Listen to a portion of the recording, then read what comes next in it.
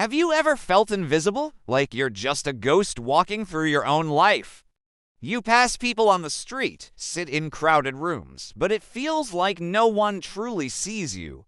You're there, but you're not. It's a strange, quiet loneliness, isn't it? A feeling that settles deep in your bones, especially at dawn, when the world is still asleep and the streets are empty, and it's just you and the echo of your own footsteps. In those moments, the silence can be deafening. It asks you questions you don't want to answer. Who am I? Does any of this even matter? It's easy to get lost in that quiet emptiness, to feel like you're just a background character in a story that isn't yours. For a long time, that's exactly how I felt. My life was a series of repeating days, each one a pale copy of the last. I'd wake up, go to a job that felt like it was draining the color from my world, and come home tired to do anything but wait for the next day to begin. The work was monotonous, a slow-motion grind that demanded my time but none of my soul. I was just a number, a cog in a machine I didn't understand, pushing papers or clicking buttons, my potential collecting dust in a forgotten corner of my mind. It felt like I was trading my life away for a paycheck that barely covered the cost of living a life I didn't even enjoy. And the voices, they came from everywhere. From well-meaning family, from skeptical friends, from bosses who saw me as just another employee. You should be more realistic. Are you sure you're cut out for that? Maybe you should just stick to what you know. They'd say it with a look of concern, but their eyes held doubt. They told me I wasn't enough, not smart enough, not talented enough, not disciplined enough. The world has a way of putting you into a box, and if you don't fit neatly, it tells you you're the one who's wrong. And for a while, I believed them. I really did. Their doubts became my own inner monologue. Every time I tried something new, every time I dared to dream a little bigger, their words would echo in my head. I tried to start a small business from my apartment.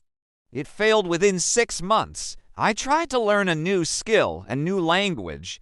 I gave up after a few weeks. Each failure felt like confirmation.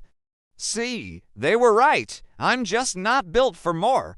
I'm meant for this quiet, gray existence. The weight of their judgment was heavy, and I carried it with me everywhere I went. I started to believe that the version of me they saw was the only version that existed. Small, unremarkable, destined for mediocrity. I let their perception become my reality. And that's a dangerous trap to fall into, because when you believe you're not enough, you stop trying to be. But then, something shifted. It wasn't a loud, dramatic explosion. It was a quiet click. A moment of clarity that came not from the outside world, but from deep within. One morning, standing in front of the mirror, getting ready to play the part of someone I no longer wanted to be, I looked myself in the eyes. I really looked past the tired expression, past the faded spark. And for a split second, I saw something else. It was a glimpse, a flicker of a different person looking back at me. A stronger person, a more confident person.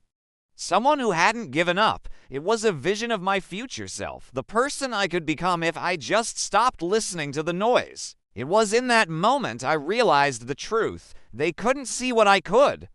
They saw my past failures, my current struggles, my quiet exterior. They saw the finished, flawed product, but I could see the blueprint.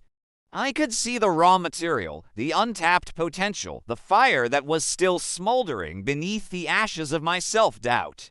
They were judging the caterpillar, completely unaware of the butterfly sleeping inside. And I understood that their opinion of me was none of my business. Their vision for my life was limited by their own fears and experiences. My vision was just getting started. That was the turning point. I decided that their reality would no longer be mine. I stopped seeking validation from people who couldn't see my potential. I stopped explaining my dreams to people who would only tear them down. Instead, I turned inward. I made a pact with that person in the mirror, with that future version of myself. I promised him I would do the work. I was building myself while no one was watching. The world saw me go to my boring job every day. What they didn't see was me waking up at 5 a.m. to go for a run, pushing my body past limits I never thought I could break. They didn't see the sweat, the pain, the silent promise I made to myself with every step. They saw me coming home tired. They didn't see me staying up until 2 a.m. with a stack of books, my mind on fire, learning everything I could about the things I was passionate about. I was devouring knowledge, feeding my curiosity, rebuilding my mind one page at a time. The light from my desk lamp was my spotlight.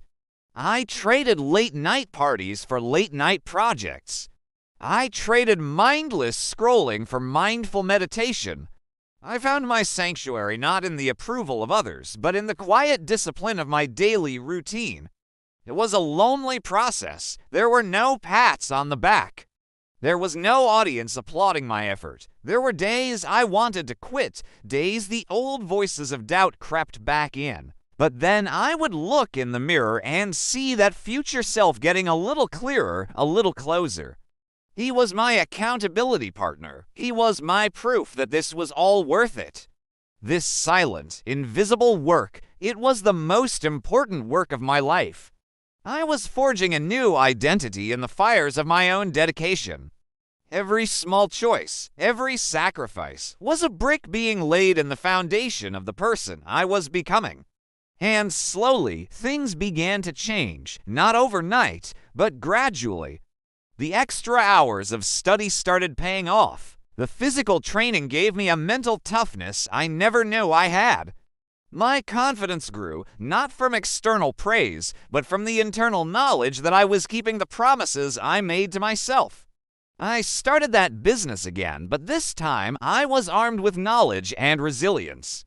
This time, it didn't fail. People at work started to notice a difference. The way I walked, the way I spoke, the way I carried myself. I was no longer the quiet, invisible person in the corner. I had a presence, I had a voice, and then the day came, the day I had been working toward in all those silent hours. I found myself standing on a high place, a metaphorical mountain I had just finished climbing. The sun was rising, just like on all those lonely mornings, but this time it felt different. It wasn't a reminder of another empty day, it was a celebration.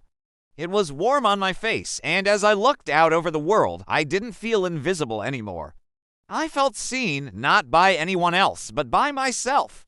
I had finally become the person I saw in the mirror all that time ago, the version of me that no one saw being built. It was the version that changed everything. The person forged in silence, away from the doubting eyes and skeptical voices, was the one who could finally achieve the things the old me only dreamed of. All that pain, all that solitude, all that discipline. It wasn't for them. It was for me. It was the price of admission for a new life. So if you feel invisible right now, if you feel like no one sees your potential, I want you to remember this. The most important work you will ever do will be done in private. The person you build when no one is watching is the person who will eventually shock the world when you decide to step into the light. Stop waiting for them to see you. See yourself. See the person you can become. And then, in the quiet, in the dark, start building. Because the version of you that no one sees will be the one that changes everything. Thanks for watching. If this story resonated with you, hit that like button and subscribe for more. You're not invisible. Your time is coming.